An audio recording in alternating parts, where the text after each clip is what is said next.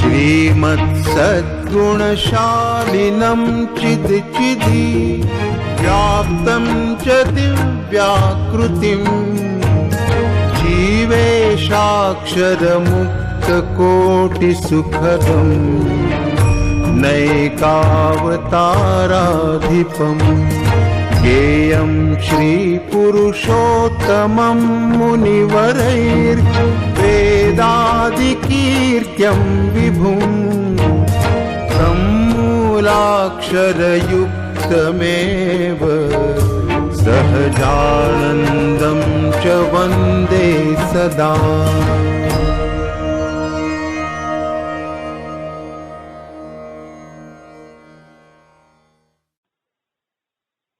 जब कोई नहीं आता, जब कोई नहीं आता ठाकुर जी आते हैं। जब कोई नहीं आता ठाकुर जी आते हैं। मेरे दुख के दिनों में वो बड़े काम आते हैं। मेरे दुख के दिनों में वो बड़े काम आते हैं। जब कोई नहीं आता मेरी नैया चलती है, पतवार नहीं हिलती। मेरी नैया चलती है, पतवार नहीं हिलती। तेरे आने की भगवन झंकार नहीं सुनती। तेरे आने की भगवन झंकार नहीं सुनती। बिन कान सुने बिन देखे, बिन कान सुने बिन देखे वो सब जान जाते हैं। बिन कान सुने बिन देखे वो सब जान जाते हैं। मेरे दुख के दिनों में वो बड़े काम आते हैं। मेरे दुख के दिनों में वो बड़े काम आते हैं। जब कोई नहीं आता वो इतने बड़े होकर दीनों से प्यार करे। वो इतने बड़े होकर दीनों से प्यार करे। चाहे छोटे हो या बड़े सबको स्वीकार करे। चाहे छोटे हो या बड़े सबको स्वीकार करे। हम भक्तों का कहना, हम भक्तों का कहना प्रभु मान जाते हैं। हम भक्तों का कहना प्रभु मान जाते हैं। मेरे दुख के दिनों में वो बड़े काम आते हैं। मेरे दुख के दिनों में वो बड़े काम आते हैं। जब कोई नहीं आता वो प्रेम के आशिक है, वो भाव के भूखे है। वो प्रेम के आशिक है, वो भाव के भूखे है। जग उनके पीछे है, वो भक्त के पीछे है। जग उनके पीछे है, वो भक्त के पीछे है। भक्तों की सेवा को, भक्तों की सेवा को वो अपनी मान लेते हैं। भक्तों की सेवा को वो अपनी मान लेते हैं। मेरे दुख के दिनों में वो बड़े काम आते हैं। मेरे दुख के दिनों में वो बड़े काम आते हैं। जब कोई नहीं आता ठाकुर जी आते हैं। जब कोई नहीं आता ठाकुर जी आते हैं। मेरे दुख के दिनों में वो बड़े काम आते हैं। मेरे दुख के दिनों में वो बड़े काम आते हैं। मेरे दुख के दिनों में वो बड़े काम आते हैं। सच्चिदानंद स्वामी महाराज की जय। सच्चिदानंद स्वामी महाराज की जय जय जय। धाम धमी मुक्तो की जय जय जय। सर्वगुणातीत स्वरूपों की जय जय जय। मुक्ताक्षर पुरुषोत्तम की जय जय जय। जे उत्पत्ति तथा स्थिति लय करे वेदो स्तुति उच्चरे। जे नारोम सुचिद्र माणु समा ब्रह्मांड कोटि फरे। माया काल रवि शशि सुरगणो आज्ञान लोपेक्षण। एवाक्षर धाम नाधिपति श्री स्वामी नारायण। वाणी अमृत थी भरी मधुसमी संजीवनी लोकमा।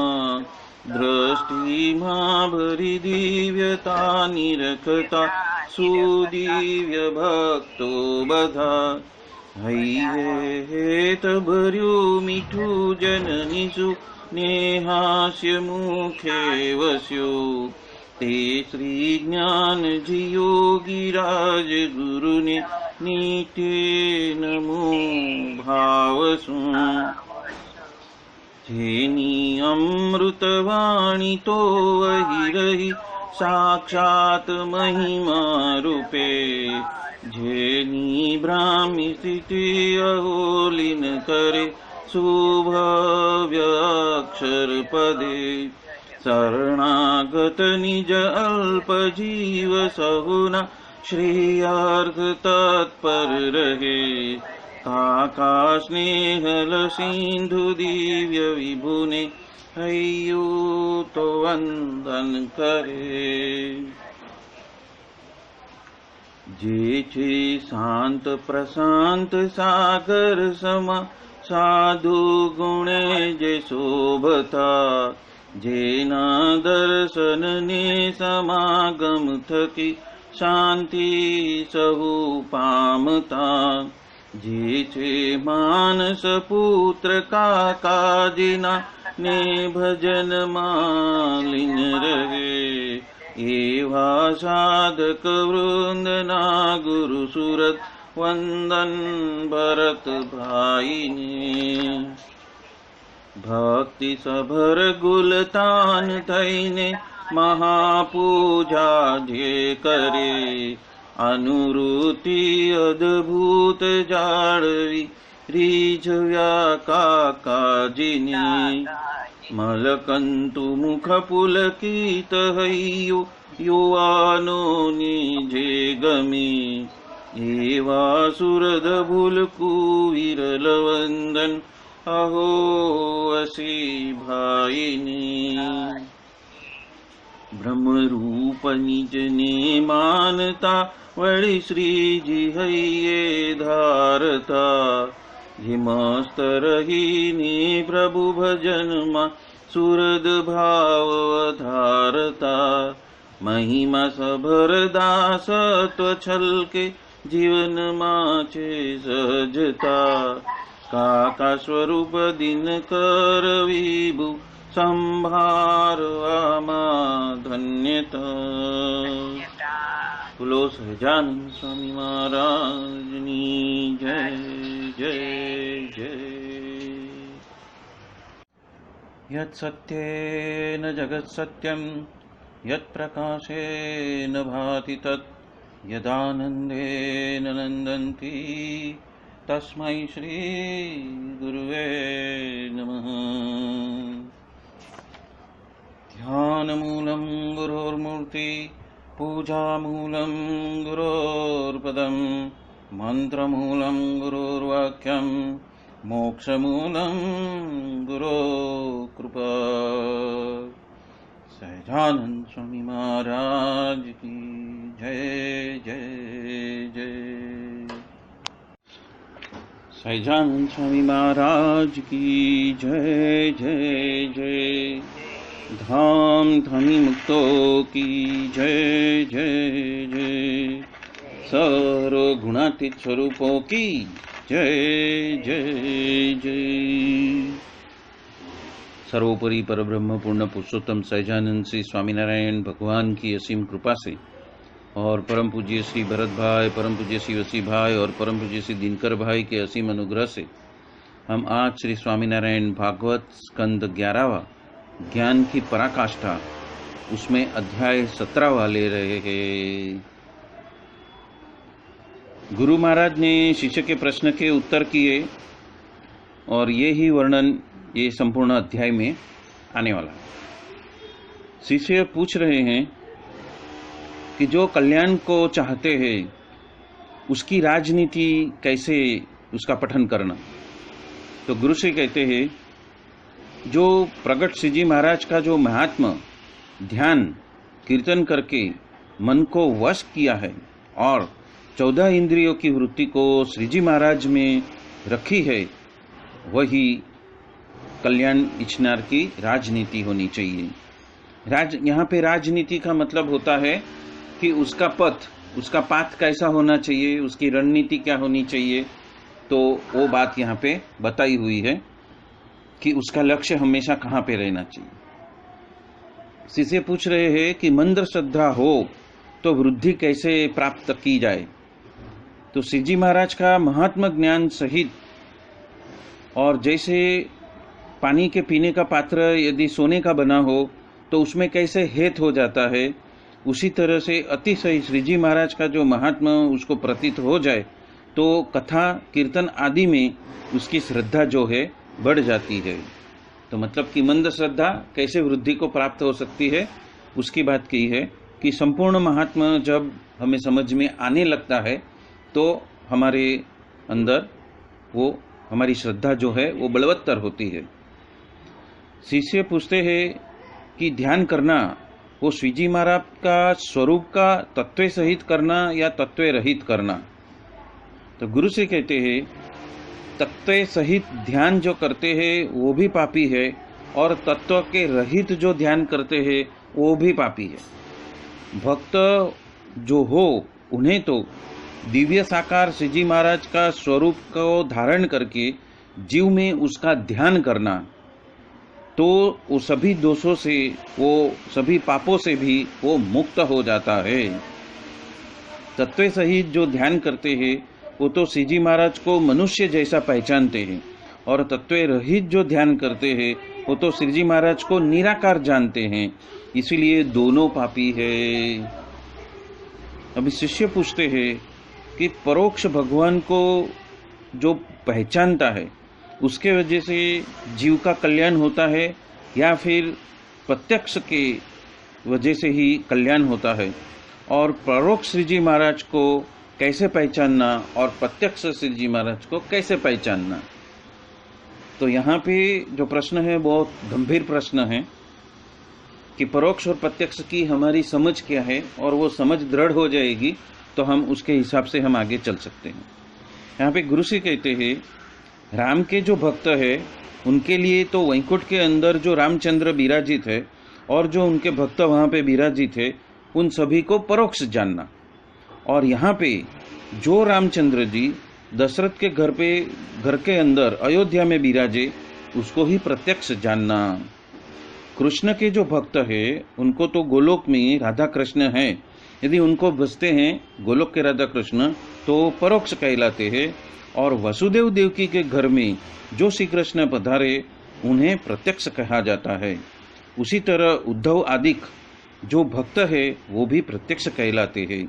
उसी तरह श्री जी महाराज के भक्त को अक्षरधाम के बारे में श्री जी महाराज अनंत कोटि मुक्ते सहित विराजे है, ऐसा जो जानता है वो तो परोक्ष कहलाता है। और यहाँ पे जो धर्म भक्ति के घर पे दिव्य स्वरूप से श्री जी महाराज विराजे उसको पहचान कर जो उपासना करते हैं वो प्रत्यक्ष की उपासना कहलाती है। जीव का आत्यंतिक कल्याण प्रकट भगवान या तो प्रकट सत्पुरुष पहचाने बिना पहचाने तो ही होता है, परोक्ष से होता नहीं है। मतलब जो धाम में विराजते हैं उसकी हम यदि ध्यान भक्ति करते हैं तो वो परोक्ष हो गई, और जो धरती पे विराजित हुए, जिन्होंने भौतिक देह धारण किया और जिन्होंने इस पृथ्वी के ऊपर लीला की है, उसको ही प्रत्यक्ष कहा गया है।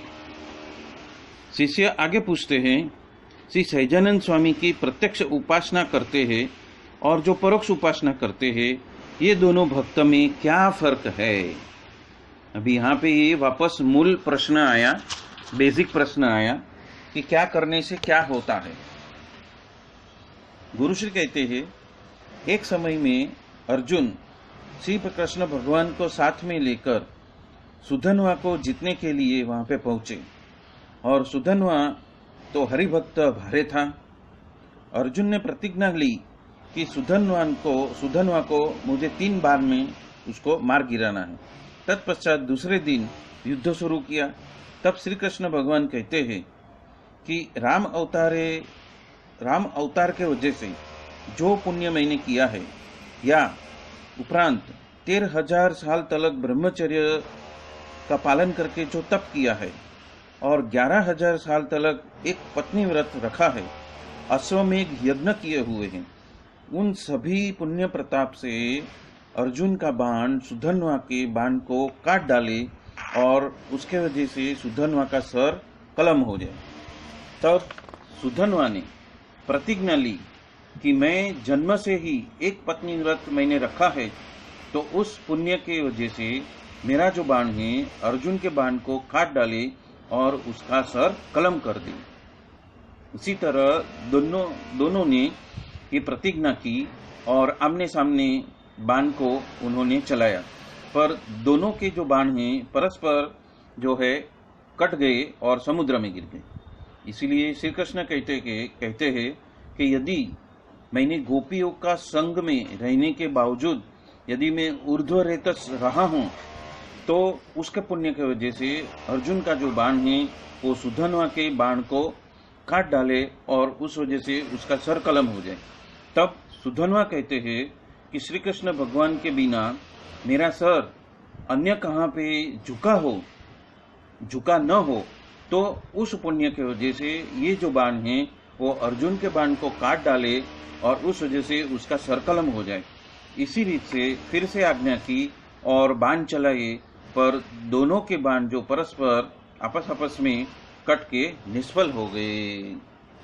अब श्री कृष्ण भगवान कहते हैं कि 24 अवतारों में जो मैंने पुण्य किया है, तो उसके प्रताप से अर्जुन का जो बाण है वो सुधन्वा के बाण को काट कर उसका सर कलम कर दे। तब सुधन्वा कहने लगे कि यदि मैंने श्री कृष्ण भगवान के सिवा जंत्र मंत्र जड़ी बूटी या अन्य कोई देव की प्रतीति नहीं आई हो, तो उस पुण्य के वजह से मेरा जो बाण है वो अर्जुन के बाण को काट डाले और उसका सर कलम कर दे। तत्पश्चात दोनों के जो बाण हैं आकाश मार्ग में ऊपर चल गए और वहां पे सुधन्वा के बाण से अर्जुन का बाण कट गया और अर्जुन के बाण के जितने टुकड़े हुए उस टुकड़ों से सुधन्वा का सर कलम हो गया। तत्पश्चात वो टुकड़ा सुधन्वा के जो सर है लेकर गंगा में उसको विसर्जित करने के लिए जब अर्जुन जा रहा था, तब सुधन्वा का जो सर है वो जय श्री कृष्ण भजन करता था। उसको देख के शिवजी ने श्री कृष्ण को स्तुति की कि उसका जो सर है उन्होंने मांग लिया और उन्होंने उसको अपने गले में रख लिया, सुधन्वा का सर। सुधन्वा ऐसा भक्त था, पर उसकी परोक्ष गोलोकवासी श्री कृष्ण की उपासना थी और अर्जुन के पास में तो वसुदेव देवकी के पुत्र जो प्रत्यक्ष ऐसे श्री कृष्ण की उपासना थी। ऐसे ही जो अक्षरधाम में श्री सहजानंद स्वामी और जो मुक्त है ऐसा समझते हैं, तो वो तो परोक्ष भक्त कहलाते हैं, और जो शुद्ध अक्षर रूप अपने आत्मा को मानता है और उसमें अखंड मुक्ति सहित श्री जी महाराज को देखता है, तो प्रकट की उपासना वाला भक्त कहलाता है। अभी मैं एक बात याद दिलाता हूँ कि जब सत्संग शुरू हुआ था तब एक बात कही थी कि मैं जब भी जहाँ भी जाता हूँ, उठता हूँ, बैठता हूँ, चलता हूँ, फिरता हूँ, तो मेरे संग ये जो भरत भाई, वसी भाई, दिनकर भाई के जो स्वरूप है वो मेरे साथ में हैं। उतना ही नहीं, काका जी, पप्पा जी, योगी जी महाराज, जो संतों की फौज है वो भी मेरे साथ में चलती है, और उनके संबंध में आए हुए जितने भी भक्त है वो भी मेरे साथ ही चलते हैं। तो संपूर्ण अक्षरधाम मेरे साथ में चलता है, तो फिर मुझे काहे का डर। सब कुछ जो चिंता है, भय है, जो भी अपनी विटंबनाएं हैं, तो सब उनके चरणों में डाल दी। तो इतनी बड़ी फौज जो मेरी रक्षा करती है, तो मुझे क्या होएगा। तो वो बात यहाँ पे आई है कि इसको ही प्रगट की उपासना का भक्त कहा जाता है। मतलब हमने मूल मंत्र जो है अपना प्रगट की उपासना का, वो पहले से ही धारण करके रखा है और उसी हिसाब से चलते हैं। जब हमारी धारणा पक्की होएगी और सच्ची होएगी, तो उसका फल कैसा मिलेगा, हमें अनंत गुना मिलेगा। जिस तरह अर्जुन के लिए जो भी प्रतिज्ञाएं की, तो किसने की, अर्जुन ने की। ठीक उसी तरह हमारे पास में भी प्रत्यक्ष भगवान मौजूद है, तो हमारे लिए जो भी प्रतिज्ञा वो करते हैं, उसी के हिसाब से हमारा सारा संपूर्ण कार्य प्रणाली चलता है। हमें सिर्फ कठपुतली हो जाना है, ज्ञाता दृष्टा हो जाना है। जब हम ज्ञाता दृष्टा होकर सब कुछ देखने लगेंगे, साक्षी बन जाएंगे, और साक्षी बनकर ये संपूर्ण जो प्रत्यक्ष की उपासना है उसको धारण करके चलेंगे, तो हमारा सभी कार्य वो ही कर रहे हैं, उसकी प्रतीति हो जाएगी, और उसके वजह से हमारा कल्याण होएगा और होएगा, वो निश्चित है। अब वैराग्य वो क्या, तो गुरुजी कहते हैं कि रामानंद स्वामी की बात आती है। ये प्रश्न क्या है, रामानंद स्वामी की बात को यहाँ पे कोट किया है किसने, आनंदानंद स्वामी ने। तो आनंदानंद स्वामी ने रामानंद स्वामी की बात की है कि रामानंद स्वामी ने एक भक्त को अंतर्यामी पाने से कहा कि तुझे विषय की वासना है, इस वजह से तू सत्संग में कुवासना का बंधन कर रहा है। पर जिस बाई का रूप तूने देखा है, उसको मैंने कहा है कि 8 दिन तलक वो नेपाला का रेच लेना, मतलब कि जुलाब हो जाए ऐसा रेचक में ऐसा काढ़ा लेना, और उस एक गोली के अंदर जो उल्टी है, झड़ा है, पेशाब है वगैरह सब उसमें जमा रखना। तत्पश्चात उस भक्त को बाई ने पूछा और देखा कि आपका रूप कहाँ गया। तब वो बाई कहती है, इस गोली में मैंने भर दिया है, वो देखो। तब उस भक्त ने गोली का ढक्कन जो खोल दिया, तो उसमें से दुर्गंध आई, उसके वजह से उसे उल्टी मतलब कि वमन हो गया।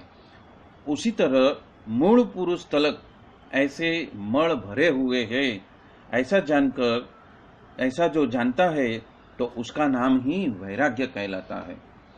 जो जिजीविषा हमारी घृणित भाव में चली जाए, मतलब कि रिजेक्शन में चली जाए, मतलब कि हम उसको नकार दे। यहाँ पे जितने 51 भूतों के वजह से जो अपनी शरीर रचना हुई है, वो सब मलवत है, और उसको मलवत समझ के यदि हम उसका त्याग कर देते हैं, तो ही हमारे अंदर सच्चा वैराग्य आया है। उसकी प्रतीति हमें खुद करनी है। ये ज्ञान की बात नहीं है, ये स्थिति की बात है। अभी 2 बात को हमें हमेशा फर्क रखना है। एक ज्ञान की बात होती है जहां पे हमें धारणा करनी है, और दूसरी बात होती है कि वो धारणा करके हमें जो क्रिया करनी है, और क्रिया की अनुभूति के वजह से जो हमारी आदत बन जाएगी, और उस आदत के वजह से जो स्थिति आएगी, वो स्थिति में जाना, वो दोनों बात अलग हो जाएगी। तो हमें यहां से क्या सीखना है कि हमें स्थिति में जाना है। जो नीति नियम बताए हैं, या तो जो व्याख्या की गई है, उस व्याख्या को आधार से उसको ग्रहण करके उसको क्रियान्वित करना, उसके प्रति सजग रहना, और उसी धारणा के हिसाब से हम हमारा संपूर्ण कार्यभार दिन भर की चर्या करेंगे, तो वो ही हमारी अनुभूति की वजह से क्या हो जाएगी, वो हमें स्थिति प्रदान कर देगी। वो बात यहाँ पे कही है। पहले वैराग्य क्या है वो बताया, अब वैराग्य की स्थिति कैसे आएगी वो बात बताई है। तो अनासक्त भाव मतलब संग में रहते हुए भी असंग है, संग में रहते हुए भी हम असंग है, हम उसके साथ में नहीं है, हमारी वृत्ति उसकी ओर नहीं जा रही है, हमारी 14 इंद्रिया उसका चिंतन मनन नहीं कर रही है, पर जो प्रत्यक्ष ऐसे जो हमारे भगवान जो विराजित है, उनकी ही याद, उनकी ही धारणा और उनका ही रेफरेंस है। हमारे अंदर रेफरेंस कौन सा है, पूर्व धारणा क्या है कि संपूर्ण अक्षरधाम में हम साथ में ही संपूर्ण फौज, संतों की और भक्तों की संपूर्ण फौज महाराज के साथ में, मेरे साथ में चल ही रहे हैं, उठते बैठते खाते पीते चलते फिरते। तो हम उस कक्षा में पहुंच जाएंगे, उस स्थिति में पहुंच जाएंगे। शिष्य पूछ रहे हैं जो संपूर्ण सत्संग हुआ है वो किसको कहते हैं? अभी वापस यहाँ पे ज्ञान की बात नहीं है, स्थिति की बात है। मतलब ये 17वां अध्याय में महाराज ने कृपा करके कैसी उस स्थिति को पहुंचा जा सकता है उसकी बात आती है। अध्याय 10 तक क्या आया है? ज्ञान आया है कि किसको क्या कहते हैं, स्पष्टीकरण है। 2 धाराएं हैं, ये धारा सही या ये धारा सही, सच क्या है उसके ऊपर बात चली। अभी जो सच की धारा है उसमें हम स्थित कैसे हो जाए उसकी बात आ रही है। मतलब संपूर्ण क्रिया आ रही है, मतलब क्रिया योग है। ये स्वामीनारायण भगवान का संपूर्ण क्रिया योग यहाँ पे आया हुआ है कि क्रिया सहित जब हम भक्ति करते हैं तो उसका परिणाम आता है। तो शिष्य पूछ रहे हैं कि संपूर्ण सत्संग हुआ है वो किसको कहते हैं? तो गुरुजी बोलते हैं, वो एक बाई एक स्टेप बताते हैं। एक तो अतिशय दृढ़ आत्मनिष्ठा हो, मतलब कि मैं आत्मा हूं, मैं अक्षर रूप हूं, और जो महाराज मुझे जो प्रत्यक्ष मिले हैं वो मेरे हृदय में वैसे के वैसे ही संपूर्ण ऐश्वर्य सहित मेरे हृदय कमल के अंदर विराजित है। और अपने आत्मा को देह, इंद्रियों और अंतःकरण से अतिशय असंगी माने। मतलब जो 51 भूत का टोला है वो मैं नहीं हूं, पर अपने आत्मा के अंदर अपने आत्मा को देह, इंद्रियों, अंतःकरण से अतिशय असंगी मान ले, और यह देह इंद्रियादि क्रियाओं को अपने विषय में न माने। मतलब अपने बारे में ये मैंने क्रिया की ऐसा न माने, और पंचवर्तमान उपरांत 11 नियमों में लेस मात्र भी फर्क होने नहीं दे। स्वयं ब्रह्म रूप से ही बर्ताव करे, और फिर भी परब्रह्म जो पुरुषोत्तम है उसका दासपना कभी वो छोड़े नहीं। स्वामी सेवक भाव के वजह से श्री जी महाराज की दृढ़ उपासना करता रहे, और प्रत्यक्ष मूर्ति जो श्री जी महाराज उसको आकाश के माफिक अतिशय असंगी समझे। जिस तरह आकाश है वो चारों भूत में व्याप्त होके बसा हुआ है, और चारों भूत की जो क्रिया है वो आकाश के अंदर होती रहती है। मतलब कि क्या है, पृथ्वी तत्व, जल तत्व, अग्नि तत्व और वायु तत्व, वो चारों का आधार क्या है? आकाश तत्व है। वो आकाश के अंदर ये चारों तत्व सब कुछ उथल पाथल कर रहे हैं, फिर भी आकाश तत्व कैसा है? निर्लेप है, असंगी है। वो संग में होते हुए भी असंगी है। वो किस तरह से निर्लेप है? फिर भी आकाश को पृथ्वी आदि 4 भूत के विकार स्पर्श नहीं होते हैं। जिस तरह से आकार रहा है 4 दूसरे भूतों से अलग होकर, और उसके विकार उसको स्पर्श नहीं होते, वो अणिशुद्ध रहता है। उसी तरह प्रत्यक्ष श्री जी महाराज को आकाश के माफिक निर्लेप जाने, और श्री जी महाराज के असंख्य ऐश्वर्य है उसको समझते हुए कि ये भगवान तो जो है मुझे मिले हैं, जो मुझे प्राप्त हुए हैं, वो जीवों के कल्याण के लिए ही मनुष्य जैसे प्रतीत होते हैं। मतलब कि भरत भाई, वसी भाई, दिनकर भाई वगैरह जो भी स्वरूप है, जिसमें भी हमारी आस्था है, हरिप्रसाद स्वामी या तो वो गुरु जी बोलो या तो जसभाई साहेब बोलो, वो जो भी है वो मनुष्य जैसे है ऐसे प्रतीत हो, तो भी अनंत कोटि ब्रह्मांड के वो करता हरता है। और गोलोक, वैकुंठ, श्वेतद्वीप, मूल पुरुष और अनंत कोटि ऐसे जो मुक्त है वो सभी के स्वामी हैं। और श्री जी महाराज की श्रवणादिक भक्ति को दृढ़ करके उन्होंने रखी है, और उनके भक्त की सेवा चाकरी भी वो करते हैं ऐसी रीत से जिसका वर्तन है उसका ही संपूर्ण सत्संग हम मानते हैं। मतलब कि धारणा कैसी है और हमारा व्यवहार कैसा है, हमारे प्रत्यक्ष संत जो हमें मिले हैं उसके साथ में, और उसके साथ में जितने भक्त है उसके साथ में हमारा व्यवहार किस धारणा के परिप्रेक्ष्य में चलता है। यहाँ पे परिप्रेक्ष्य आता है कि इस परिप्रेक्ष्य को ध्यान में रखते हुए, इस मर्यादा को ध्यान में रखते हुए, इस नियम धर्म को ध्यान में रखते हुए मैं सभी के साथ में व्यवहार करता हूँ और स्वयं के साथ में भी वैसा व्यवहार करता हूँ। शुरुआत कहाँ से हुई है? स्वयं से। मैं स्वयं को क्या मानता हूँ, फिर मैं संत जो मिले हैं उसको क्या मानता हूँ, और फिर वो जो उनके जो भक्त है वो जो मुझे प्राप्त हुए उनको क्या मानता हूँ। वो तीनों की धारणा कौन से परिप्रेक्ष्य में मुझे रखनी है और किस हिसाब से मेरी क्रिया होगी, उसका वर्णन यहाँ पे किया हुआ है और स्पष्ट कहा है। श्री जी महाराज की श्रवणादिक भक्ति को दृढ़ करके मैंने रखी हुई है और उनके भक्त की सेवा चाकरी करे। यहाँ पे वो स्पष्ट रूप से अलग से बताया है। धर्म भक्ति, श्रवणादिक भक्ति करना वो अलग बात है, लेकिन उनके भक्त की सेवा चाकरी करे और ऐसी रीत से जैसा जिसका वर्णन उसका वर्तन हो, तो ये इसी को ही संपूर्ण सत्संग कहा गया है। मतलब कि सिर्फ ज्ञान नहीं, पर ज्ञान के उपरांत जिसको धारण किया हुआ है उनके प्रति मेरा दास भाव, और दास भाव को ग्रहण करते हुए उनकी सेवा चाकरी यदि करने के लिए मैं तत्पर हूँ, मतलब कि सेवा कोई भी हिसाब से सेवा। अभी समझो कोई भक्त है, पेरिस में है, उसकी सेवा करनी है, और यदि बाई चांस उसको किस चीज की जरूरत है, जैसे कि उसको हेल्थ की जरूरत है, या तो उसको शांति की जरूरत है, या तो उसको जॉब की जरूरत है, उन सभी को याद करते हुए हमने यहाँ पे धुन की आधा घंटा, तो क्या होएगा? तो वो सेवा हो गई, उस भक्त की सेवा हो गई।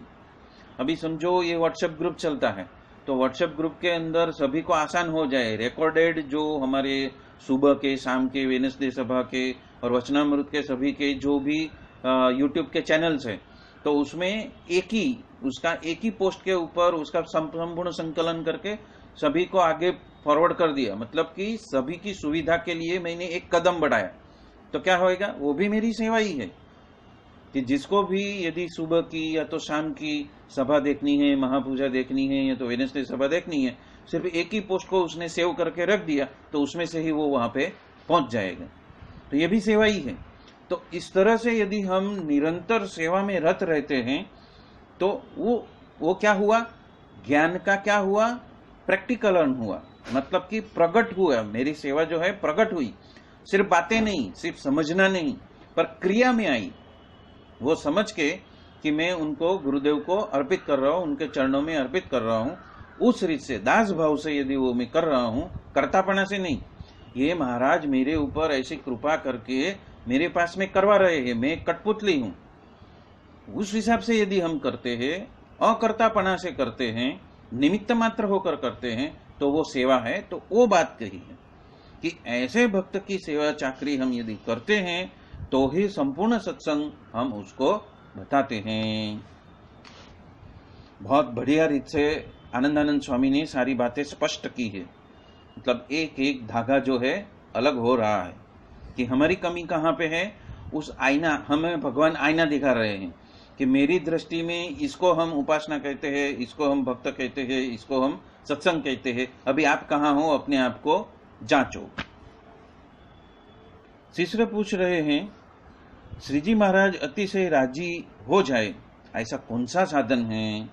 तो गुरु से कहते हैं कि घर में एक मन अन्न मुझे मिलता हो और जिस रीत से निर्माणीपने से वो रहता हो, और उसी तरह यदि उसको इंद्र की गद्दी भी मिल जाए या तो ब्रह्मा का राज्य में मिल जाए, तब भी वो संत के सामने वो दिन आधीन होकर रहता है। और त्यागी हो तो जिस तरह प्रथम गरीब जिस तरह से वो वर्तन करता था और संत की टेल चाकरी करता था, तत्पश्चात अक्षरूप हो गया हो, फिर भी सर्वे ऐश्वर्य को प्राप्त हुआ हो, फिर भी प्रथम के माफिक ही, पहले दिन की माफिक ही यदि वो टेल चाकरी करता रहता है और गुरु श्री के साथ में बरोबरियापना नहीं रखता है, समकक्षता में नहीं आता है, मैं उनके जैसा हूँ वो बात उनके अंदर नहीं आती है, वो दासपणा में ही रहता है, परंतु गुरु को दिव्य मूर्ति जानकर वो सेवा करते रहता है, ऐसा जिसका लक्षण होता है उसके ऊपर श्री जी महाराज अति राजी हो जाते हैं। मतलब क्या हुआ? यहाँ पे फिर से ज्ञान नहीं है, यहाँ पे क्या है? वर्तन है, क्रिया। हम क्रिया कैसे करते हैं उसके आधारित ज्ञान अभी महाराज ने चालू कर दिया। तो आगे चलते हैं। शिष्य पूछ रहे हैं श्री जी महाराज के बारे में दृढ़ आसक्ति किसके वजह से होती है?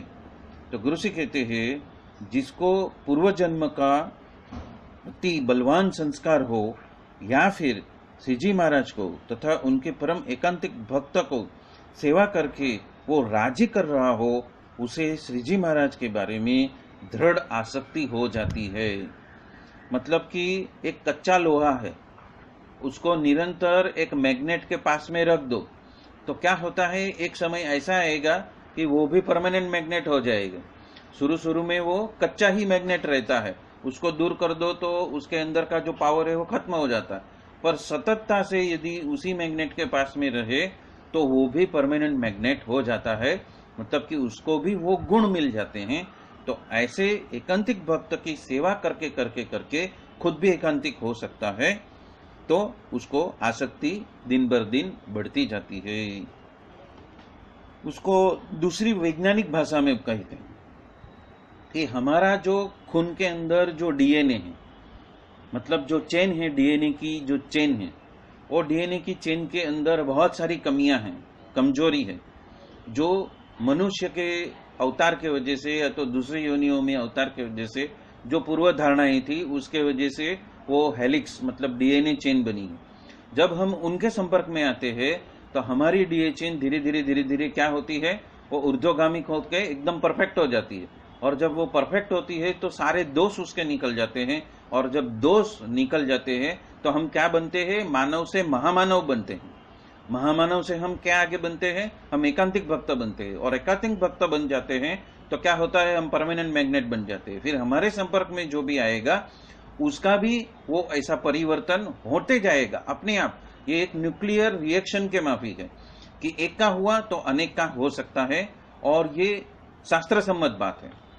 ये शास्त्र सम्मत बात है कि इस तरह से यदि हम उनके सतत संपर्क में रहेंगे, सतत आज्ञा में रहेंगे, संपर्क में रहना मतलब सतत आज्ञा में दास भाव से रहेंगे, तो हमारा भी ऐसा परिवर्तन, हमारे संपूर्ण शरीर का परिवर्तन हो जाएगा, और हमारा शरीर सहित हम कैसे हो जाएंगे, अमायिक हो जाएंगे, हमारा शरीर भी गुणातीत हो जाएगा। ये स्थिति है। पहले तो क्या होता है, हम अक्षर ब्रह्म रूप होकर हमारे अंदर जो मूर्ति है वह गुणातीत हो जाती है, लेकिन बाद में धीरे धीरे हमारी संपूर्ण इंद्रिया, हमारी संपूर्ण काया, हमारे संपूर्ण एक एक सेल जो है वो भी गुणातीत हो जाते हैं, और वो भी अक्षर मुक्त हो जाते हैं। वो बात है। ये बात कभी दिनकर भाई ने अपने सत्संग में बताई थी कि आखिरी स्टेज क्या है, कि छठी देह से हम अक्षरधाम के सुखी हो गए। मतलब क्या, कि हमारे ही अंदर ही अक्षरधाम बस गया। जब हमारे अंदर अक्षरधाम बस गया तो माइक चीज बचेगी कहां से, संपूर्ण माइक हो गए ना, प्योर स्पिरिचुअल जोन आ गया। तो उसी को वो स्थिति कहते हैं, उसी को वो स्थिति कहते हैं, एकांतिक भक्त की स्थिति कहते हैं। शिष्य पूछ रहे हैं कि जीव का कल्याण किस तरह से होता है, और जीव माया को तैर कर ब्रह्मरूप किस तरह से होता है। वही प्रश्न पूछा, जो स्थिति मैंने बताई वही यहाँ पे प्रश्न है। गुरुश्री कहते हैं प्रत्यक्ष श्री सहजानंद स्वामी के स्वरूप का ज्ञान, ध्यान, कथा और कीर्तन, उसकी वजह से जीव का कल्याण होता है और वो ब्रह्मरूप होकर माया को तैर जाता है। अभी यहाँ पे दो बात करता हूं। क्या बताया है कि स्वरूप का ज्ञान, सहजानंद स्वामी के स्वरूप का जो ज्ञान, ध्यान, कथा और कीर्तन है, उसके वजह से तो जीव का कल्याण होता है।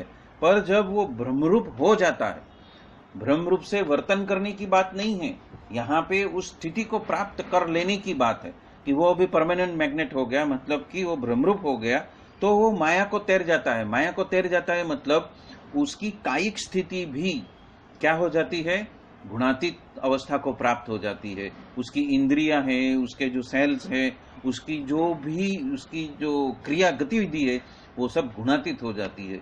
वो संपूर्ण जो ऐसे दिव्य ऐश्वर्य है, जैसे श्री जी महाराज में है वैसे ऐश्वर्य उस भक्त में भी दिखाई पड़ते हैं। और उसके बहुत सारे उदाहरण वसी भाई ने कल के ही शाम के सत्संग में बताए हैं, कल के और परसों के।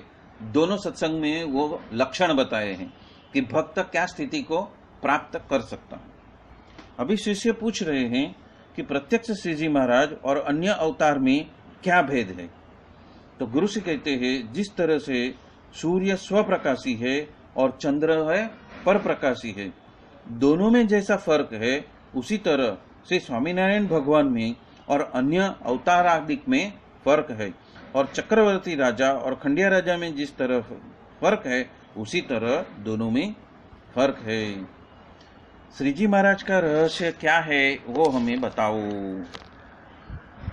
तो गुरु से कहते हैं, जिस तरह से नदियां वगैरह समुद्र में लीन हो जाती है, सती को पतंग और अग्नि के विषय में जल जाती है, सूरा वगैरह है जो रण के अंदर टुक टुक हो जाते हैं, और जिस तरह से एक रस परिपूर्ण ऐसा जो ब्रह्मरूप श्री जी महाराज का जो तेज है, उसके बारे में अपने आत्मा को लीन कर देते हैं, उसी तेज के बारे में जो मूर्तिमान ऐसे जो सहजानंद स्वामी और दिव्य साकार जो मुक्त है, उसके साथ में अखंड प्रीति रखनी, यह रहस्य है। अभी मुझे एक मुद्दा याद आया। ब्रह्मरूप होकर जो माया को तैर जाते हैं, उसकी बात जब हम कर रहे थे, तब हमने ये देखा कि ये जो संपूर्ण शरीर है वो गुणातीत हो जाता है। मतलब कि जो काका जी, पप्पा जी, सोनाबा की जो समाधि बनाई, तो समाधि में उनकी जो हड्डियां रहती है उसको फुल समाधि कहते हैं। हड्डियां रखते हैं जहाँ पे मांस वगैरह, मांस और लहू वगैरह नहीं रखते। हाँ, अस्थि फुल बोलते हैं। तो वो अस्थि फुल भी जो है वो कितनी भी, मतलब एक शरीर में से कितनी भी अस्थि फुल हम अलग अलग जगह पे हम स्थापित कर दे या तो रखे, जहाँ पे भी रखे, तो वहां पे उनके अंदर से अक्षरधाम ही प्रकट होएगा, क्योंकि अब वो क्या हो गया, अमायिक हो गया, तो प्योरेस्ट स्पिरिचुअल जोन हो गया। यदि सुधनवा जैसे भक्त है, जो जिसका सर कलम होने के बावजूद भी उनका जो सर है उसमें से जय श्री कृष्ण निकलता है, ठीक उसी तरह हमारी ये जो स्वरूप है, जिनकी समाधि बनाई है और जहाँ पे अस्थि फूल है, तो उनके अंदर से भी संपूर्ण महाराज का ही दिव्य जो धुन है वो निकलते रहता है। जो महसूस कर सकता है वो महसूस करता है, और वो भी आशीर्वाद दे सकते हैं, उससे भी हम कनेक्ट हो सकते हैं। उसको भी प्रत्यक्ष मूर्ति ही कहा जाता है। जिस तरह मूर्ति की स्थापना होती है, उसी तरह समाधि की जो स्थापना होती है वो भी इतनी ही प्रतापी होती है। उसको कहते हैं, जो माया को तैर गए तो वो अमायिक हो गया, और अमायिक हो गया तो उसमें से भी वही कृपा निकलती रहती है। ये बात है। तो संपूर्ण शरीर सहित, संपूर्ण अंग सहित वो अमायिक हो गए, तो उसमें से अभी महाराज ही प्रकाशित होंगे, मतलब महाराज ही कार्य संपूर्ण तरह से कार्य करेंगे। आगे चलते हैं। अभी श्री जी महाराज का रहस्य क्या है वो बताओ। गुरु से कहते हैं, जिस तरह से नदियां जितनी भी है वो समुद्र में लीन हो जाती है, मतलब लीन हो जाती है, मतलब कि उनका खुद का अस्तित्व शून्य हो जाता है, और संपूर्ण समुद्र है उतना मई उनका जो फैला हुआ है तो संपूर्ण समुद्र जितना हो जाता है। जिस तरह से कोई एक गरीब सी कोई व्यक्ति है, लेडी है, और उसकी शादी राजा के साथ में हो जाए, तो वो भी उतनी ही राज्य के लिए, उतने ही क्षेत्रफल के लिए रानी कहलाएगी जितने के लिए राजा कहलाता है। तो वो बात यहाँ पे है। तो उसका विस्तार, उसका प्रभाव कितने तलक है, उसकी सत्ता कहाँ तलक है, उसकी बात कहते हैं कि जो सीमित अस्तित्व था वो असीमित हो गया, उसकी बात करते हैं। कि जिस तरह से नदियां सारी समुद्र में लीन हो जाती है, और सती और पतंग अग्नि के अंदर जल जाते हैं, और सूरा जो है, जो सुरवीर है, वो रण के अंदर टुक टुक हो जाते हैं, उसी तरह से एक रस परिपूर्ण ऐसा जो ब्रह्मरूप श्री जी महाराज का जो तेज है, उसके अंदर वो अपने आत्मा को लीन कर देना, उस तेज के बारे में मूर्तिमान ऐसे जो श्री सहजानंद स्वामी और दिव्य साकार जो मुक्त है, वो सब एक साथ में, उसके साथ में अखंड प्रीति रखनी, वो रहस्य है।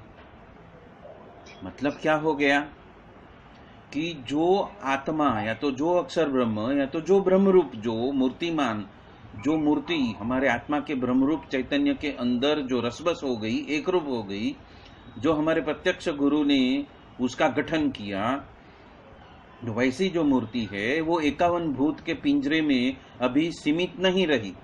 अब वो चिदाकाशी रूप जो अस्तित्व है, जो अक्षरधाम रूपी जो तख्त के अंदर जो महाराज बैठे हैं, उसके साथ में लय और लीन हो गए। वो सीमा रहित हो गई। अभी उसकी सीमा नहीं है, अभी उसका नाम रूप नहीं बचा, अभी वो मुक्ताक्षर पुरुषोत्तम हो गया। जिस तरह से श्री जी महाराज स्वयं अपने चिदाकाश के माध्यम से सर्व जगह पे विद्यमान है, उसी तरह से जिस तरह से हमारे भरत भाई, वसी भाई, दिनकर भाई सर्वत्र व्याप्य हो गए, सर्वत्र अत्र तत्र सर्वत्र कण कण में व्याप्त हो गए, और जिस तरह से उनके सभी जो भक्त है वो इस वक्त भी उस मूर्ति के साथ में मौजूद है, उसी तरह से मेरे आत्मा के अंदर जो ब्रह्म रूपत्व है वो भी लीन हो गया, अत्र तत्र सर्वत्र में लीन हो गया, मतलब अनंत हो गया। उसकी स्थिति भी वो चिदाकाश के माफिक अत्र तत्र अनंत ब्रह्मांडों में व्याप्त हो गई, और कहाँ भी बैठ के वो कहाँ भी कार्य कर सकते हैं। मतलब कि उसको देश काल जाति धर्म, उसका कोई बंधन अभी रहा नहीं, अत्र तत्र सर्वत्र विराजमान हो गया, ऐसा लीन हो गया। किसमें? महाराज की मूर्ति में, और उनके असीमितपना में, उनके ऐश्वर्य में एक रूप हो गया। उसकी बात यहाँ पे की है। तो उसके ऐसे जो साकार मुक्त है, उनके साथ में अखंड प्रीति हमें रखनी है। क्या लिखा है कि उस तेज के अंदर ऐसी जो मूर्तिमान, ऐसे जो सहजानंद स्वामी और उनके दिव्य साकार जो मुक्त है, ऐसे कैसे मूर्तिमान जो सहजानंद स्वामी जो कैसे है? अनंत है। वैसे ही उनके जो दिव्य साकार जो मुक्त है वो भी ऐसे अनंत है। 51 पिंजरे से मुक्त स्थिति आ गई है, जो लय और लीन हो गए हैं मूर्ति के अंदर, अखंड हो गए हैं। उनके साथ में अखंड प्रीति रखनी, ये रहस्य है। ये बात यहाँ पे बताई है, ये बात यहाँ पे बताई है। तो ये रहस्य जैसे जैसे उसका चिंतन मनन करते जाओगे, वैसे वैसे आप अपने आप को अनंत समझते जाओगे, वैसे वैसे अपने आप को सीमा रहित मानते जाओगे, वैसे वैसे अपने आप को अमायिक मानते जाओगे, वैसे वैसे वो जो वसी भाई का जो सूत्र है ना कि I am governed by the गुणातीत saints, I am governed by Shriji Maharaj, I am governed by Akshardham, that is the purest spiritual zone, and I am not governed by any माया। माया के गुण धर्म, या तो माया की सत्ता, या तो माया में लिप्त ऐसे अनंत जो भी अस्तित्व है, उससे परे हो गया हूं। अब वो मुझे चलित नहीं करते। अब I am govern by the spiritual law, the highest spiritual law of गुणातीत भाव। I am govern by now the laws of Akshardham. Now I am govern by the स्वयं जो सर्वोपरि जो पूर्ण पुरुषोत्तम सहजानंद स्वामी हैं, उसके द्वारा ही मैं अभी संचालित होता हूं, संचालित होता हूं। क्या होता हूं? संचालित होता हूं। मैं उनके ही कायदा कानून के हिसाब से अब मेरा संपूर्ण अस्तित्व उनसे ही चलित होता है, उनसे ही संचालित होता है। अब आगे बढ़ते हैं कि श्रीजी महाराज के तेज के साथ में एकता करने का फल क्या है। तो यहाँ पे लिखते हैं, गुरु जी कहते हैं, श्रीजी महाराज के तेज के साथ में एकता करने से शिश्न है, योनि है, या तो गुदा के जो भाव है वो टल जाते हैं। उपरांत महाकारण शरीर का नाश हो जाता है, यानी कि जन्म मरण का जो फेरा है वो खत्म हो जाता है, प्रारब्ध कर्म खत्म हो जाता है। इसीलिए जिस जीव दिव्य साकार हो जाता है, अभी जो जीव रूप था, जो कैद में बंद था, वो अभी कैद से मुक्त हो गया है, माया के कैद से वो मुक्त हो गया है, और वो दिव्य साकार रूप में आ जाता है, मुक्ताक्षर पुरुषोत्तम बनता है। वो मूल अक्षर मूर्ति भी नहीं बन सकता, और वो श्रीजी महाराज भी नहीं बन सकता। भगवान जैसा बन सकता है, लेकिन भगवान नहीं बन सकता। मूल अक्षर मूर्ति गुणातीतानंद स्वामी जैसा बन सकता है, लेकिन वो मूल अक्षर मूर्ति नहीं बन सकता, पर वो दिव्य साकार हो जाता है, मतलब कि मुक्ताक्षर पुरुषोत्तम हो जाता है। और तत्पश्चात श्रीजी महाराज का और अक्षराधिक सर्वे मुक्तों का दर्शन उसको अखंड रहता है। मतलब अपने अंदर का जो तेज है उसके ही दर्शन करने से, उसके साथ में एकता करने से क्या क्या परिणाम मिलता है उसकी बात कही है। और इसीलिए सततता में ऐसे एकांतिक के साथ में संपर्क बनाए रखना, मतलब कि दासानुदास होके उनकी आज्ञा का पालन करते हुए उनका संग में रहना, संगम शरणम गच्छामि जो बोले हैं ना, वो संग, तो वो संग में रहना। शिष्य पूछते हैं ब्रह्म रूपे रहते हैं, बसते हैं, उसके लक्षण क्या है? तो ब्रह्म रूपे जो बसते हैं वो भी श्री जी महाराज की बनाई हुई जो मर्यादा है, नीति नियम है, उसका लोप नहीं करते और पुरुषोत्तम नारायण के बारे में सदा वो तल्लीन रहते हैं। जिसे पूछते हैं सभी से सर्व करता हुआ ऐसे जो सत्संग अधिक प्रतीत होता है, ऐसे पुरुष के लक्षण कैसे हैं? तो गुरु जी कहते हैं देह या तो देह के संबंधी के बारे में जैसा हेत प्रीत है उससे भी अधिक यदि सत्पुरुष के बारे में हेत बन जाता है, मूर्ति के बारे में पूज्य बुद्धि है उससे भी अधिक सत्पुरुष के बारे में पूज्य बुद्धि हो जाती है, और जड़ के बारे में जैसी तीर्थ बुद्धि है ऐसी अधिक सत्पुरुष के बारे में तीर्थ बुद्धि बन जाती है, तो वो उसके लक्षण हैं। किसके? सबसे अधिक उसका सत्संग उसको प्रतीत होता है, ऐसे पुरुष के लक्षण यहाँ पे बताए हैं। अब शिष्य पूछ रहे हैं कि आत्मनिष्ठा का लक्षण बताओ। तब गुरु श्री कहते हैं कि आत्मनिष्ठा वाले का तो ये लक्षण है कि एक बाजू में तो इंद्रिया, अंतकरण और माया का टोला है। क्या है? एक साइड में क्या है कि इंद्रिय है, अंतकरण है और माया का टोला है, और दूसरी ओर तो आत्मा है। दोनों भिन्न है, एक मायिक है, एक अमायिक है, एक अशाश्वत है, एक शाश्वत है। उन दोनों के मध्य के अंदर जो ज्ञान स्वरूपी विचार है वो दोनों अभी मिक्स है ना, इस काया में दोनों मिक्स है, पर दोनों के बारे में जो ज्ञान स्वरूपी जो विचार है उसमें स्थिर होकर जो बसता है वो आत्मनिष्ठा का लक्षण है। वो विचार, देह, इंद्रिया और अंतकरण उनको आत्मा के साथ में वो एक नहीं होने देता। वो पार्टीशन ऐसा मजबूत कर देता है कि ये माइक विचार है, ये इंद्रिय अंतकरण की क्रिया है और ये आत्मा की क्रिया है, ये आत्मा का विचार है। तो वो दोनों का वो एकदम स्पष्ट रूप से वो फर्क महसूस कर सकता है। और जब उस विचार को जीव प्राप्त कर लेता है तब वो जीव की वृत्ति वो काशी तलक लंबी हो तो वड़ताल में आ जाती है, और वो विचार जब दृढ़ हो जाता है तब वो वड़ताल से भी वो गढ़ड़ा जितनी पहुंच उसकी हो जाती है, और तत्पश्चात वो गढ़ड़ा जितनी उसकी लंबी वृत्ति हो तो वही संकोच होकर वो देह उतने में ही रह जाती है। देह में से वृत्ति को कम करते हुए वो इंद्रियों में बसने लगता है, और तत्पश्चात इंद्रियों की वृत्ति है वो तो अंतःकरण के सम्मुख हो जाती है, और तत्पश्चात वो वृत्ति है वो सभी आत्मा के अंदर लीन हो जाती है, आत्मा मई हो जाती है। तब इस जीव का वासना लिंग देह का नाश हुआ जानना, ये मतलब क्या? कारण शरीर का नाश हो गया ऐसा जानना। जो कारण शरीर है ना, वासना लिंग देह है, उसका नाश हुआ जानना, वो सोचते हैं।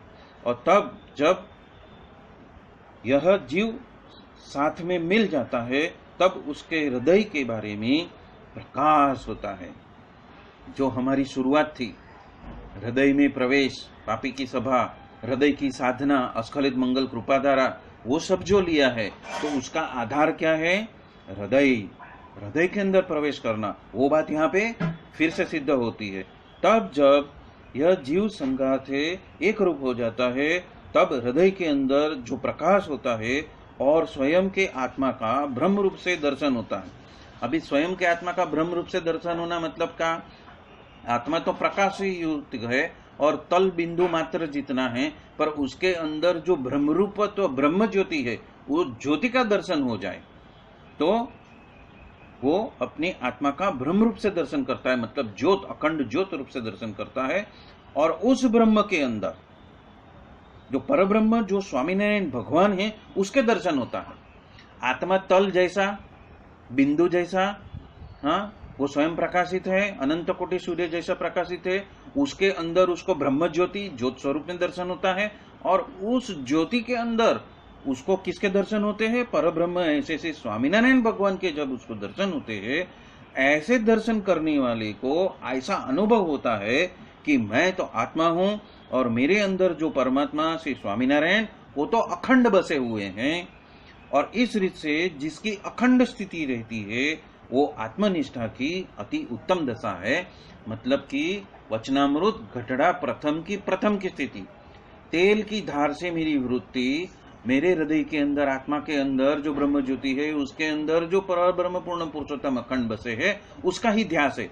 रेफरेंस क्या है? मैं कौन हूं? तो कि मैं मुक्ताक्षर पुरुषोत्तम हूं, उसका ही ध्यास रहता है, और वो ही आत्मनिष्ठा की अति उत्तम दशा है। और ये सब कहां पे होएगी क्रिया? हृदय के अंदर क्रिया होगी। भौतिक हृदय के अंदर जो हृदय कमल है, और वो जो हृदय कमल है उसके अंदर जो मूर्ति है, वो जिस वक्त ये जो हमारा वासना लिंग देह का नाश हो जाता है, मतलब कि कारण शरीर का जिस वक्त नाश हो जाता है, तो वो दूसरे हृदय में आता है। पहला हृदय भौतिक हृदय, दूसरा हृदय हृदय कमल वाला हृदय, जहाँ पे पंखड़ियां हैं और जहाँ पे महाराज की मूर्ति अखंड बची है। फिर जब वो वासना लिंग देह खत्म हो जाता है, वो धीरे से सहस्त्रदल कमल में आता है। ये दूसरा हृदय है। ये हृदय अविनाशी हृदय है, और वहां से वो तीसरा हृदय में जाता है। और वो जो तीसरा हृदय है वो असीम है, अनंत है, चिदाकाशी हृदय है। उस चिदाकाशी हृदय में प्रवेश करता है, और फिर वहां से वो महाराज के हृदय के साथ में एक रूप हो जाता है। वो चौथा हृदय, कौन सा हृदय? महाराज का हृदय, जो तख्तोताज में विराजित जो हृदय है उसके साथ में ये हृदय एक रूप हो जाता है। वो उसकी मुक्ताक्षर पुरुषोत्तम की स्थिति है।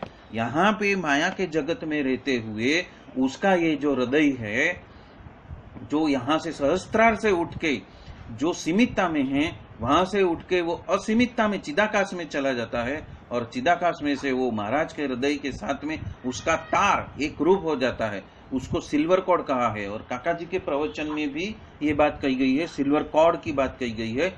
वो सिल्वर कॉर्ड मतलब कि जो हृदय जो अनंत हो गया, जो असीमित हो गया, वो असीमित हृदय, जो असीमित मूर्ति, वो महाराज के हृदय के साथ में एक रूप हो गई। उसको आत्मनिष्ठा की उत्तम दशा बताई है। ये बात है, और ये हृदय की साधना है। और हृदय में प्रवेश किए बिना न तो वासनामय लिंग देह का नाश होएगा, और न ही हृदयस्थ मूर्ति वो उसमें से फलित होएगी। तो सारी साधना हृदय की साधना है, और वहां से ही शुरुआत करनी है। वो बात यहाँ पे प्रतीत होती है।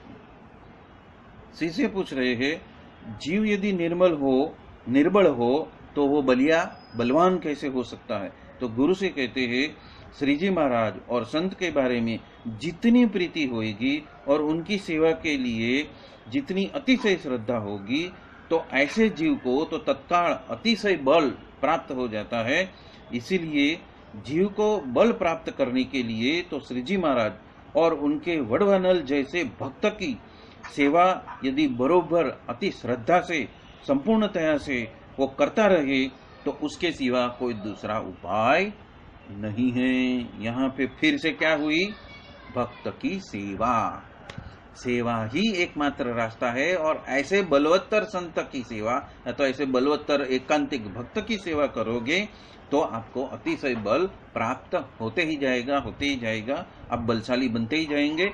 मतलब कि जो ऐश्वर्य है जो उनके अंदर समाहित है, वो आपके अंदर प्रवाहित होते जाएगा। शिष्य पूछ रहे हैं, जीव के अज्ञान की निवृत्ति होती है तब वो जीव अक्षरधाम में जाकर किस आकार से बसता है?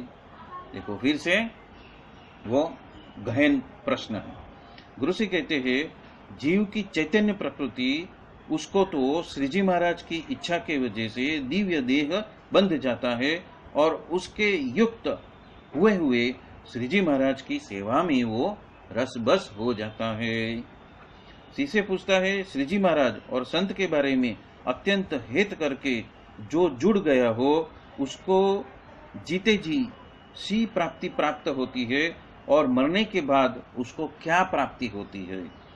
गुरु से कहते हैं जिसको श्री जी महाराज की और संत की प्राप्ति हो चुकी हो उसके उन्हें तो जीते जी श्री जी महाराज की कथा कीर्तन और ध्यान करते करते ही दिन ब दिन और रात्रि जब बीतती है और 3 अवस्था से पर जो अपना जीवात्मा है उसके बारे में परब्रह्म का साक्षात दर्शन होता है। किसका दर्शन होता है? परब्रह्म का साक्षात दर्शन उस जीव को होता है अपने हृदय के ही अंदर, और अन्य पदार्थ मात्र के बारे में वैराग्य उत्पन्न होने लगता है। अधर्म का त्याग करके धर्म के बारे में वो रहने के लिए वो प्रवृत्त हो जाता है, और जब वो देह रखता है तब ऐसे भक्त को श्री जी महाराज स्वयं के माफिक वो जैसे हैं वैसा बना देते हैं, मतलब कि मुक्ताक्षर पुरुषोत्तम बना देते हैं। उसका जो रूप है उसका रूप उनके जैसा ही हो जाता है, पर वो परब्रह्म नहीं बन सकता, वो मूल अक्षर मूर्ति गुणातीतानंद स्वामी नहीं बन सकता, वो मुक्ताक्षर पुरुषोत्तम बन जाता है। और उसका ऐश्वर्य भी जितना महाराज देवे उतना तलक अबाधित रूप से वो उसको प्राप्त भी कर सकता है। महाराज के संकल्प से वो उसकी प्राप्ति है। अब शिष्य पूछ रहे हैं किस प्रकार से श्री जी महाराज राजी होते हैं। तो श्री जी महाराज को ये सभी जगत के कर्ता हर्ता जान ले और मान भी ले, उसके ऊपर ही श्री जी महाराज राजी होते हैं। शिष्य पूछ रहे हैं निश्चय में कसर हो तो वो मिट जाए, और इस जन्म में ही उत्तम भक्त वो किस तरह से बन सकता है। अभी ये जो स्कंद 17वां जो है वो संपूर्ण क्रिया के ऊपर है, और इस रीत से जो वर्तन करता है उसके बारे में ही बताया है कि निश्चय में जिसकी कसर हो तो वो मिट जाए, और इसी जन्म में वो उत्तम भक्त किस तरह से बन सकता है। मतलब क्रिया आ गई ना, कनिष्ठ है उसमें से उत्तम कैसे हो सकता है। तो गुरु जी कहते हैं जिस तरह से श्री जी महाराज की वो पूजा कर रहा है, मतलब षोडशोपचार से जो पूजा कही बताई गई है उस हिसाब से, उपरांत श्री जी महाराज के परम एकांतिक मुक्त हो उसकी भी श्री जी महाराज की प्रसादी के समान श्री जी महाराज के संगाते ही यदि मानसी पूजा करते हैं,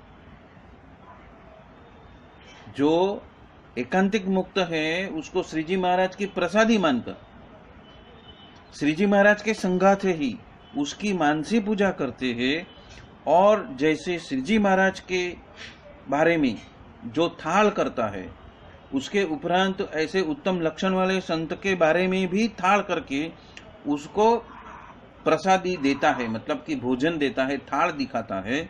और जिस तरह से श्री जी महाराज के लिए 5 रुपया का खर्च करता है उसी तरह ही बड़े मुक्त के लिए भी वो खर्च करता है। और ऐसी रीत से सच्चे भक्त की अति प्रेम के वजह से व्यवस्थित रूप से सेवा करते हैं, तो वो कनिष्ठ भक्त हो तो भी यदि वो 2 जन्म में या तो 4 जन्म में या तो 10 जन्म में या तो 100 जन्म में यदि उत्तम भक्त होने वाला हो, तो वही ऐसी भावना के वजह से, ऐसी प्रीति की वजह से, ऐसी दासत्व के वजह से इसी जन्म में वो उत्तम भक्त बन जाता है। जिस तरह से श्री जी महाराज की मूर्ति की मानसी पूजा करता है उसी तरह ऐसे एकांतिक भक्त की भी पूजा करे, उनको भी थाल दर्शाए और उनकी ही सेवा करे, तो वो इसी जन्म में उत्तम भक्त हो जाता है। ऐसा जो श्री जी महाराज और उनके सच्चे मुक्त की व्यवस्थित रूप से सेवा करने का ये फल है। और यही बात यहाँ पे बताई हुई है कि यहाँ पे क्रिया बताई है 17वें अध्याय में। संपूर्ण क्रिया हमें किस तरह से हमारी धारणा रखनी है और किस तरह से हमारा वर्ताव रखना है, वो बात यहाँ पे स्पष्ट रूप से उन्होंने दर्शाई हुई है। तो इसी के साथ में अध्याय 17वां यहाँ पे संपन्न होता है, और इसी के साथ में आज का सत्संग भी हम यहाँ पे संपन्न करते हैं। बोलो सहजानंद स्वामी महाराज की जय जय जय। धाम धामी मुक्तों की जय जय जय। आज के आनंद की जय जय जय। धाम सहित सर्वे मुक्ताक्षर पुरुषोत्तम की जय जय जय। कैसा निकल गया पता ही नहीं चला। अरे मुझे तो हफ्ता कैसे निकल जाता है पता नहीं चलता है। ऐसा वापस ऐसा दिखता हूँ कि हाँ शुक्रवार आके खड़ा हो गया है और हमें ये सत्संग करना है। वो कैसे सरक जाता है तो हमें पता ही नहीं चलता। भरत भाई जी ने भी यही बोला 29 मार्च की सुबह की सभा में वही बोला, वही बताया उन्होंने कि समय कैसा सरक जाता है। फटाफट एक के बाद एक उत्सव आते जाते हैं, हम मनाते जाते हैं और आके आधा 2023 पूरा होने वाला है। मार्च महीना खत्म होने वाला है, अप्रैल में प्रवेश कर रहे हैं हम। क्वार्टर 1/4 2023 तो खत्म होने वाला है और दिवाली से गिनिए तो 6 महीना खत्म होने वाला है। तो पानी के माफिक समय जा रहा है और हर क्षण में हमें ऐसी साधना समझ के समझन पूर्वक कर लेनी है, जागरूकता से कर लेनी है। तो जीते जी हम अक्षरधाम में ही हैं, जीते जी हम अनंत है, असीम हैं और महाराज के हृदय में ही है। मेरे हृदय में महाराज है और महाराज के हृदय में मैं हूं और संपूर्ण मुक्त, पृथ्वी के ऊपर बसे हुए संपूर्ण मुक्त मेरे साथ है, संपूर्ण स्वरूप मेरे साथ है। ऐसी धारणा करके हम चलते जाएंगे दासत्वपना से, तो हम भी उस स्थिति को प्राप्त हो जाएंगे। बराबर, एकदम मस्त है, एकदम आज का बहुत अच्छा है, बहुत बढ़िया है, बढ़िया, बहुत ही बढ़िया है। ऐसा लगता है कि ऐसा सत्संग हम करते ही रहे। एकदम मस्त। मतलब आजकल मैं क्या करता हूँ कि जो जुने सत्संग है जिसमें वॉइस लो है, उसको मैं वॉइस बढ़ाकर डाउनलोड करके वॉइस बढ़ाकर फिर से नया वीडियो जो डालता हूँ उसमें वही सारे टॉपिक है। हृदय की साधना की पूर्व तैयारी, हृदय में प्रवेश, अक्षरलिस मंगल कृपाधारा, वचनामृत, वही सब आ रहा है। और वही वापस यहाँ पे महाराज भी वही चीज की रिपीट कर रहे हैं। मतलब कि महाराज हमारे साथ ही है, महाराज हमारे साथ में ही है और महाराज हमें दिशा निर्देश दे रहे हैं कि इसी जन्म में, इसी साल में लक्ष्य लेकर अपनी सारी कसर टाल दो तो वासना देहलिंग जो कारण शरीर है उसका नाश हो जाए और जन्म मरण के चक्कर में से मुक्त होके मुक्ताक्षर पुरुषोत्तम बन जाए। वही प्रभु के चरणों में प्रार्थना करते हुए जय स्वामीनारायण। जय स्वामीनारायण। अतुल भाई की जय स्वामीनारायण। सहजानंद स्वामी महाराज की जय जय जय। धाम धामी मुक्तो की जय जय जय। सर्वगुणातीत स्वरूपों की जय जय जय। मुक्ताक्षर पुरुषोत्तम की जय जय जय। परब्रह्म पूर्ण पुरुषोत्तम सहजानंद श्री स्वामीनारायण भगवान की असीम कृपा से और परम पूज्य श्री भरत भाई, परम पूज्य श्री वसी भाई और परम पूज्य श्री दिनकर भाई के असीम अनुग्रह से आज हम श्री स्वामीनारायण भागवत स्कंद 11वां ज्ञान की पराकाष्ठा में अध्याय 18वां ले रहे हैं। इस अध्याय 18 में गुरुश्री ने शिष्य के प्रश्न के उत्तर किए हैं। ये बात इस अध्याय में आती है। शिष्य पूछ रहे हैं, श्री सहजानंद स्वामी का निश्चय किसको कहते हैं?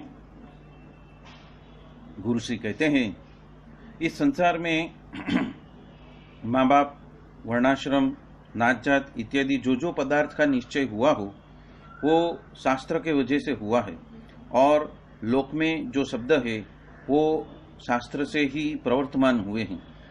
उसी तरह शास्त्र ने जो बताए हैं, जो निष्काम, निर्लोभ, निर्माण, निस्वाद, निस्नेह इत्यादि संत के लक्षण जहाँ दिखते हैं, ऐसे जो मुक्त संत, उसी को ही श्रीजी महाराज ने साक्षात्कार संबंध है। इसीलिए ऐसे मुक्त के वचन से ही पूर्ण पुरुषोत्तम का सर्वोपरि निश्चय कर लेना, उसको निश्चय कहते हैं। शिष्य पूछ रहे हैं, इस श्लोक में सुख शांति कैसे बनी रहती है? गुरु से कहते हैं, द्रव्याधिक का जो लोभ, पस्त्री के बारे में उठने बैठने की उसकी वासना, रस के वजह से जिह्वा की आसक्ति, देहाभिमान, कुसंगी में हेत, संबंधी में हेत, ये 6 बातें जिसमें हो उसको कोई भी दिन जीते हुए या मरने के बाद सुख या शांति कभी नहीं होती है। इसलिए जो सुख शांति को चाहता हो तो ऐसा स्वभाव उसको टाल देना है। इसी से पूछ रहे हैं, जिस भक्त के हृदय में से सहजानंद स्वामी बसे हो उसके द्रोह से सहजानंद स्वामी का द्रोह होता है और उनकी सेवा यदि करते हैं तो सहजानंद स्वामी की सेवा होती है। उस भक्त के लक्षण आप बताओ। तो गुरु से कहते हैं, श्री जी महाराज को कभी भी निराकार न समझे, दिव्य साकार मूर्ति समझे, उपरांत उत्पत्ति स्थिति और प्रलय के कर्ता समझे। अक्षरधाम में जो है वही ये प्रत्यक्ष है, ये उसका पहला लक्षण है। श्री जी महाराज की एकांतिक भक्ति तो स्वयं करे और नाम स्मरण उपरांत कथा कीर्तन आदि यदि कोई करता हो तो उसको देखकर बहुत राजी हो, ये उसका दूसरा लक्षण।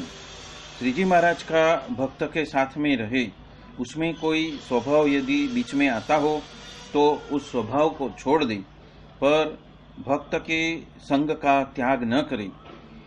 उस स्वभाव को संत बाहर निकाले फिर भी उसका अभाव ले नहीं और उनके साथ में समागम में बना रहे, ये उसका तीसरा लक्षण है। जो जो अच्छे पदार्थ हो वो श्री जी महाराज के भक्त को देकर राजी हो, ये चौथा लक्षण है। भक्त के समूह में रहता हो और निष्कपटी हो और सरल स्वभाव वाला हो, यह पांचवा लक्षण है। शांत स्वभाव वाला हो फिर भी कुसंग की सोबत उसको पसंद नहीं है और वो यदि होता है तो वो गर्म हो जाता है। विमुख के संग की अरुचि उसको बरतती हो, ये छठा लक्षण है। ऐसे लक्षण युक्त जो हो उसके हृदय में साक्षात श्री जी महाराज विराजमान हैं। ऐसे भक्त की यदि हम सेवा करते हैं तो श्री जी महाराज की सेवा करे बरोबर उसका फल प्राप्त होता है। उस भक्त का द्रोह यदि होता है तो सहजानंद स्वामी का द्रोह किया बराबर उसको पाप लगता है। शिष्य पूछ रहे हैं, माया ये क्या है? गुरु जी कहते हैं, देह के बारे में अहम बुद्धि और देह संबंधी पदार्थ के बारे में ममत्व बुद्धि, वही माया है। शिष्य पूछते हैं, वेग किसका लगाना चाहिए? गुरु श्री कहते हैं, सत्य ऐसा जो आत्मा और सत्य ऐसा जो भगवान, उसके भजन का वेग लगाना चाहिए। उसके वजह से श्री जी महाराज का साक्षात्कार होता है। शिष्य पूछ रहे हैं, माया का कार्य सभी झूठा कैसे हो सकता है? तो गुरु से कहते हैं कि श्री जी महाराज का सभी प्रकार से राजीपा हो जाता है, तब माया का कार्य जो है वो झूठ हो जाता है, मतलब कि झूठा हो जाता है। शिष्य पूछते हैं, कारण शरीर रूप माया वज्रसार जैसी है, वो किस तरह टलती है? तो गुरु से कहते हैं, श्री जी महाराज का जो ध्यान और उनका वचन जो अक्षर रूपे हमें बरतना है, उसके वजह से कारण शरीर रूप माया वो टल जाती है। शिष्य पूछ रहे हैं, सत्वगुण में ज्ञान तो प्रवर्तमान होते हैं, फिर भी रजोगुण में यदि श्रवण किया हो तो उसे जभी जभी मनन करते हैं तब वो पक्का हो जाता है, उसका कारण क्या है? गुरु जी कहते हैं, हृदय के अंदर जीव का निवास है और वो जीव 14 इंद्रियों का प्रेरक है। उसमें जो अंतःकरण है वो तो जीव के समीप में है। अंतःकरण में मनन करते हैं तब वो दृढ़ होता है, क्योंकि जीव है वो तो सभी इंद्रियों थकी समर्थ है। उसी हिसाब से ही यदि वो प्रमाण करता है तो वो अति दृढ़ होता है। शिष्य पूछ रहे हैं, कुपात्र जीव को समाधि यदि होती है उसका कारण क्या है? गुरु से कहते हैं, वर्णाश्रम के जो धर्म बताए हैं उसको लेकर तो वो अन्य रीत से बरतता हो, उसके वजह से सभी लोग कुपात्र उसको जानते हैं। उस कुपात्र को सहजानंद स्वामी या फिर उनके भक्त का जो यदि हैया में उसका गुण आ जाए तो उसका बहुत बड़ा पुण्य उपस्थित होता है, और वर्णाश्रम के जो धर्म जिसका लोप किया होता है वो सभी पाप उसका नाश हो जाता है और उसके वजह से जीव अति पवित्र हो जाता है, इसीलिए उसे समाधि होती है। शिष्य पूछ रहे हैं, ज्ञानी अज्ञानी को पंच इंद्रिय द्वारा एक सरीखा व्यवहार है, इसलिए ज्ञानी को जितेंद्रिय किस रीत से जानना। ऋषि कहते हैं शब्दाधिक पंच विषय है, उसमें जो दोष बसा हुआ है और श्रीजी महाराज की मूर्ति में जो कल्याणकारी गुण रहे हैं, छिपे हुए हैं, उसको जब भी जानता है और माइक पंच विषय उसको भुगतने के वजह से जीव को नरक के कुंड की प्राप्ति होती है, उस वजह से महादुख उसको भुगतना पड़ता है, ऐसा वो समझे तब पंच विषय का अतिशय अभाव आता है, तब उसके बारे में वैर बुद्धि होती है। ऐसा समझकर जब पंच विषय को मन में से ही उसका अभाव हो जाता है, तब उसे ज्ञानी और जितेंद्रिय जानना, जितेंद्रिय समझना। गुरुश्री ने कृपा करके और एक बात कही कि जो एक तपस्वी तप कर रहा था, वहां पे एक स्त्री आई, उन्होंने उस तपस्वी को पूछा, हे भाई आप कौन हो? तब स्त्री कहते हैं मैं बुद्धि हूँ। तपस्वी कहते हैं आप कहाँ पे रहती हो? तब वो स्त्री कहती रहते हैं कि मैं ये अपने कपाल में रहती हूँ, मतलब कि भूभाग में रहती हूँ। उतने में एक अन्य स्त्री आई और तपस्वी ने पूछा कि हे बहन आप कौन हो? स्त्री कहते हैं मैं लाज हूँ। तपस्वी कहते हैं आप कहाँ रहते हो? तो स्त्री बोली कि मैं तो नेत्र में बसती हूँ। तत्पश्चात तीसरी स्त्री आई और तपस्वी ने फिर से पूछा भाई आप कौन हो? तब वो स्त्री कहती है मैं शांति हूँ। तपस्वी कहते हैं आप कहाँ रहते हो? तो स्त्री बोली मैं हृदय में रहती हूँ।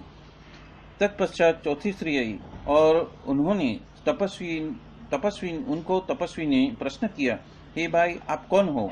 इसलिए उस स्त्री ने जवाब दिया मैं हिम्मत हूँ। तपस्वी ने पूछो आप कहाँ पे रहते हो? तब वो स्त्री कहती है कि मैं नाभि में रहता हूँ। इतने में एक पुरुष आया और उनको तपस्वी ने पूछा, हे भाई आप कौन हो? तब वो पुरुष कहने लगे कि मैं क्रोध हूँ। तपस्वी कहते हैं आप कहाँ पे बसे हुए हो? तो पुरुष कहते हैं कि मैं कपाल में रहता हूँ। तब तपस्वी कहते हैं कि कपाल में तो बुद्धि रहती है, इसलिए वो पुरुष कहते हैं मैं बुद्धि को भगा देता हूँ और मेरे आगे उसका कुछ चलता नहीं है। और इतने में दूसरा पुरुष आया और उन्होंने तपस्वी ने पूछा आप कौन हो? तो पुरुष कहते हैं कि मैं काम हूँ। तपस्वी कहते हैं आप कहाँ पे बसे हुए हो? तो पुरुष कहते हैं कि मैं तो नेत्र में रहता हूँ। तपस्वी कहते हैं कि नेत्र में तो लाज रहती है। तब वो पुरुष कहते हैं मैं जब भी आता हूँ तब वो लाज को मैं भगा देता हूँ। तत्पश्चात जो तीसरा पुरुष है वो आया, उसको तपस्वी ने पूछा आप कौन हो? तब पुरुष कहते हैं कि मैं लोभ हूँ। तपस्वी कहते हैं आप कहाँ पे बसे हुए हो? तब पुरुष कहते हैं मैं हृदय में बसता हूँ। तपस्वी कहते हैं हृदय में तो शांति बसी हुई है। तब वो पुरुष कहते हैं जब मैं हृदय में प्रवेश करता हूँ तब वहाँ पे शांति रहती नहीं है। तत्पश्चात चौथा पुरुष आया और उसको तपस्वी ने पूछा कि आप कौन हो? तब वो पुरुष कहने लगा कि मैं ताऊ हूँ। तो उसको तपस्वी ने पूछा आप कहाँ पे रहते हो? इसलिए वो पुरुष कहते हैं कि मैं नाभि में रहता हूँ। तपस्वी ने कहा नाभि में तो हिम्मत बसती है। इसलिए वो पुरुष कहने लगा कि मैं जब आता हूँ तो हिम्मत भाग जाती है। इसी रीत से बुद्धि क्रोध के वजह से नाश होता है, लाज काम के वजह से नाश होता है, शांति लोभ के वजह से नाश होती है और हिम्मत ताव के वजह से नाश होता है। इसलिए कामादिक शत्रु को संत समागम के वजह से जो जीत जाता है उसको बुद्धि, शांति वगैरह सब सद्गुण में ही प्रवर्तमान रहेंगे। अहिंसा, सत्य, अस्तेय यानी कि चोरी नहीं करनी, असंग, लज्जा, असंशय, धर्म में विश्वास, ब्रह्मचर्य, मौन, धैर्य, क्षमा, अभय, ये 12 यम जानना। 12 नियम क्या है? शौच यानी कि देह की शुद्धि, आभ्यंतर शौच यानी कि अंतर में जूठे जूठे घाट न होना, जप यानी कि माला को घुमाना, तप यानी कि इंद्रियों को विषयों से मोड़ देनी, होम यानी कि 14 इंद्रियों को भगवान में रख देना, श्रद्धा, अतिथि की पूजा, परोपकार, श्री जी महाराज की पूजा, तीर्थाटन, तृप्ति यानी कि संतोष, और गुरु सेवा यदि इतना करते हैं तब मोक्ष के मार्ग में हम चल सकते हैं। इसी के साथ में अध्याय 18वां यहाँ ही संपन्न होता है। और अब हम यहाँ पे ही इसी के साथ में एकादश स्कंध भी समाप्त होता है। बोलो स्वामीनारायण भगवान की जय जय जय। धाम धामी मुक्तों की जय जय जय। सर्व गुणातीत स्वरूपों की जय जय जय।